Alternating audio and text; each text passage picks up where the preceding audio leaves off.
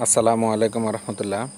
প্রাথমিক বিদ্যালয়ের সম্মানিত প্রধান শিক্ষক এবং সহকারী শিক্ষকবৃন্দ, প্রাথমিক ও গণশিক্ষা মন্ত্রণালয় কর্তৃক আগামীকাল 31/7/2025 খ্রিস্টাব্দ তারিখে প্রতিটি সরকারি প্রাথমিক বিদ্যালয়ে জুলাই পুনর্জাগরণ অনুষ্ঠানমালা পরিচালনা করার জন্য বিশেষ নির্দেশনা দেওয়া হয়েছে।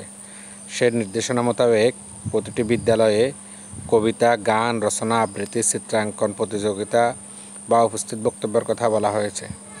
তো আমি শিক্ষার্থীদের রচনা প্রতিযোগিতার জন্য একটি রচনা আপনাদের সামনে উপস্থাপন করতেছি। আপনারা এই রচনাটি শিক্ষার্থীদেরকে দিয়ে লেখাতে পারেন। তো আমি শুরু করতেছি। বিসমিল্লাহির রহমানির রহিম। বৈষম্য বিরোধী ছাত্র আন্দোলন জুলাই বিপ্লব 2024। ভূমিকা। জুলাই বিপ্লব বা বৈষম্য বিরোধী ছাত্র আন্দোলন হলো বাংলাদেশের সাধারণ শিক্ষার্থীদের একটি সংগঠন, যা 2024 সালের 5ই আগস্ট তৎকালীন ফ্যাসিবাদী সরকারের পতনে নেতৃত্ব প্রদান করে। মূলত কোটা আন্দোলনকে কেন্দ্র করে গড়ে ওঠা আন্দোলনই হলো এর শ্রুতিকাগার। বৈষম্যের প্রেক্ষাপট। 1972 সালে এক নির্বাহী আদেশে বাংলাদেশ সরকারি, বেসরকারি, প্রতিরক্ষা, আধা সরকারি ও জাতীয়করণকৃত প্রতিষ্ঠানে কোটা পদ্ধতি চালু করা হয়। এরপর বিভিন্ন সংযোজন বিয়োজনের মধ্য দিয়ে শারীরিক প্রতিবন্ধী কোটাসহ নানা বিষয় যুক্ত করা হয়।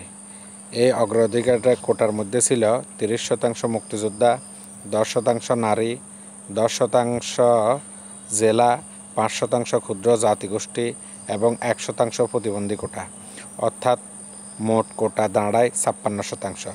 শুরু থেকে মুক্তিযোদ্ধা কোটা ছিল, পরে এ কোটায় মুক্তিযোদ্ধার সন্তান ও তারপর নাতি নাতনি যোগ করা হয়।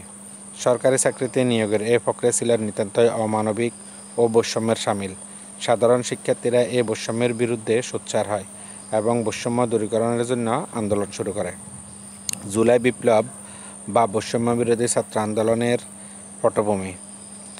প্রচলিত কোটা ব্যবস্থা সংস্কারের দাবিতে 2018 সালে শিক্ষার্থী ও চাকরিপ্রার্থীরা তীব্র আন্দোলন গড়ে তোলে। আন্দোলনের এক পর্যায়ে 2018 সালের অক্টোবর মাসে 9ম থেকে 13তম গ্রেডের সাবেক প্রথম ও দ্বিতীয় শ্রেণী সরকারি চাকরিতে কোটা বাতিল করে পরিবর্তে জারি করে তৎকালীন সরকার। পরবর্তীতে 2021 সালে একজন চাকরিপ্রার্থীর করা রিটের ভিত্তিতে 2024 সালের 5ই জুন সুপ্রিম কোর্টের হাইকোর্ট বিভাগ কোটা বাতিল পরিপত্রটি অবৈধ ঘোষণা করে। আর তখন থেকেই আন্দোলন শুরু হয়। ছাত্র আন্দোলনের বিকাশ। মূলত কোটা সংস্কার আন্দোলনকে কেন্দ্র করে বৈষম্য বিরোধী ছাত্র আন্দোলন বা জুলাই বিপ্লব শুরু হয়। প্রথম দিকে শান্তিপূর্ণভাবে আন্দোলন চললেও সরকারি দমনপীড়নের কারণে পরবর্তীতে তা সহিংস রূপ নেয়।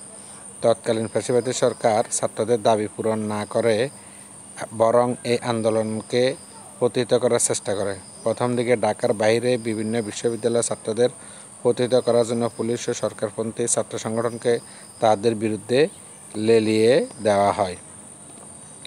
15 জুলাই স্বৈরাচার সরকারের সহযোগী সংগঠন দ্বারা ঢাকা বিশ্ববিদ্যালয়ের ছাত্রদের উপর আক্রমণ চালানো হয়।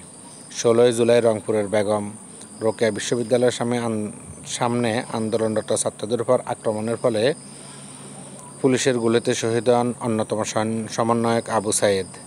আবু সাইদের মৃত্যু আন্দোলনের মোড় ঘুরিয়ে দেয়। ঢাকা বিশ্ববিদ্যালয়ের অবদান।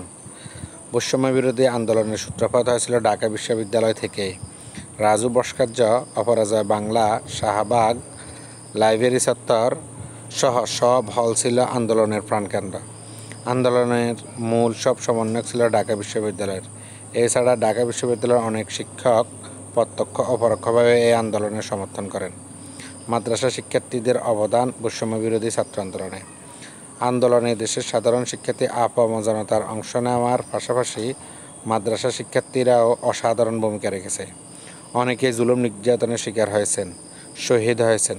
14 জন হাফেজ, 70 জনের বেশি মাদ্রাসা শিক্ষার্থী এই আন্দোলনে শহীদ হয়। বেসরকারি বিশ্ববিদ্যালয়ের শিক্ষার্থীদের ভূমিকা।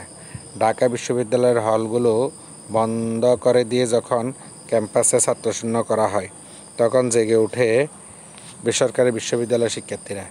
তারা ঢাকার গুরুত্বপূর্ণ জায়গাগুলো দখল করে আন্দোলন চালিয়ে যায়। উত্তরা, মিরপুর 10 সহ ঢাকার অনেক জায়গা রণক্ষেত্রে পরিণত হয়। বৈষম্য বিরোধী ছাত্র আন্দোলনের রূপরেখা। বাংলাদেশের ইতিহাসে জুলাই বিপ্লব বা বৈষম্য বিরোধী ছাত্র আন্দোলন ছিল অভিনব। এই আন্দোলনের নেতৃত্বে যারা ছিল তারা প্রযুক্তিবিদ্যায় পারদর্শী, তাই তাদের দমিয়ে রাখা ছিল অসম্ভব। 2024 সালের 1 জুলাই সংগঠনটি সৃষ্টির পরপরই আন্দোলনটি সফল করার জন্য 8 জুলাই 65 সদস্য বিশিষ্ট একটি কমিটি ঘোষণা করা হয়, যার মধ্যে 23 জন ছিলেন সমন্বয়ক, 42 জন ছিলেন সহ সমন্বয়ক। আন্দোলনের মাত্রা বৃদ্ধি পাওয়ার পর 3রা আগস্ট সংগঠনটি দেশের বিভিন্ন শিক্ষা প্রতিষ্ঠানের শিক্ষার্থীদের নিয়ে 158 সদস্যের সমন্বয়ক দল গঠন করে, যার মধ্যে 49 জন ছিলেন সমন্বয়ক, 109 জন ছিলেন সহ সমন্বয়ক। আন্দোলনকে সফল করার জন্য সংগঠনটি বিভিন্ন কর্মসূচি গ্রহণ করে, যার মধ্যে উল্লেখযোগ্য ছিল Bangla blockade, complete shutdown, march for justice, graffiti, march to Dhaka প্রভৃতি। শিক্ষার্থীদের 9 দফা ও 1 দফা আন্দোলনরত শিক্ষার্থীরা 21 জুলাই 9 দফা দাবি পেশ করেন। পাশাপাশি 22 জুলাই 4 দফা দাবি জানিয়ে কমপ্লিট শাটডাউন ঘোষণা করা হয়। এর মধ্যে অন্যতম ছিল ইন্টারনেট চালু, আইনশৃঙ্খলা রক্ষাকারী বাহিনী প্রত্যাহার, স্বৈরাচারী সরকারের বৈষম্য বিরোধী ছাত্র আন্দোলনের দাবি মানার পরিবর্তে নির্বিচারে গুলি চালিয়ে ক্ষমতার মসনদ টিকিয়ে রাখার প্রাণপণ প্রচেষ্টা চালায়। তখন সারা দেশের 64টি জেলায় গণমানুষের সঙ্গে একত্রতা পোষণ করে আন্দোলনকারীরা সরকার পতনের 1 দফা দাবি জানায়। বৈষম্য বিরোধী ছাত্র আন্দোলনের ফলাফল। মূলত কোটার সংস্কার নিয়ে আন্দোলন শুরু হলো ফ্যাসিস্ট সরকারের স্বৈরাচারী পদক্ষেপের কারণে এই আন্দোলন স্বৈরাচারী পতনের আন্দোলনের রূপ নেয়। 5 আগস্ট 2024 তারিখে ছাত্র জনতার মার্চ টু ঢাকা কর্মসূচির ফলে স্বৈরাচার সরকার ভীষণ চাপে পড়ে। তখন স্বৈরাচার সরকারের প্রধানমন্ত্রী তিনি রাষ্ট্রপতির কাছে পদত্যাগপত্র জমা দিয়ে দেশ ছেড়ে পালিয়ে যান। জয় হয় ছাত্র জনতার। এরপর সমাজে কিছু ইতিবাচক পরিবর্তন আসে। শিক্ষার ক্ষেত্রে বৈষম্য কমাতে নতুন শিক্ষানীতি প্রণয়ন করা হয়। সমাপনী। জুলাই বিপ্লব বা বৈষম্য বিরোধী ছাত্র আন্দোলন বাংলাদেশের যৌক্তিক সমস্যার সমাধানের পথ দেখাচ্ছে। বাংলাদেশে বৈষম্য দূরীকরণের শিক্ষার্থীদের সক্রিয় ভূমিকা এবং সংগ্রাম একটি উদাহরণ হয়ে থাকবে। তারা ভবিষ্যতে তাদের এই চেতনা ও ঐক্যবদ্ধতা বজায় রেখে যে কোনো বৈষম্যের বিরুদ্ধে আরও শক্তিশালী ভূমিকা পালন করবে। নতুন বাংলাদেশ হবে সাম্যের বাংলাদেশ, সম্প্রীতির বাংলাদেশ, বৈষম্যহীন বাংলাদেশ। তো ধন্যবাদ সবাইকে। আপনারা এই রচনাটি শিক্ষার্থীদেরকে লেখাতে পারেন এবং প্রতিযোগিতায় অংশগ্রহণ করতে পারেন। আসসালামু আলাইকুম ওয়া রাহমাতুল্লাহ।